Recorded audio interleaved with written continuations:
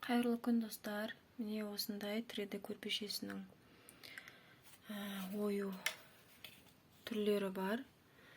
Электронный түрде жіберемін телеграмыңызға. Осы видеоның астына номерімді қалдыратын болам. WhatsApp номерімді соған жазсаңыздар болады.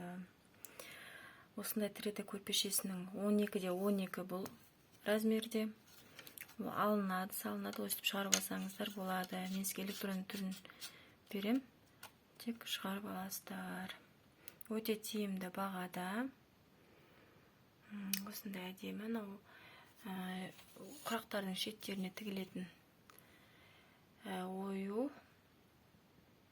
Және де мен сіздерге Алматы қаласынан болсаңыздар, осы оюларды қай жерден шығарып алуға болатынын айтатын боламын.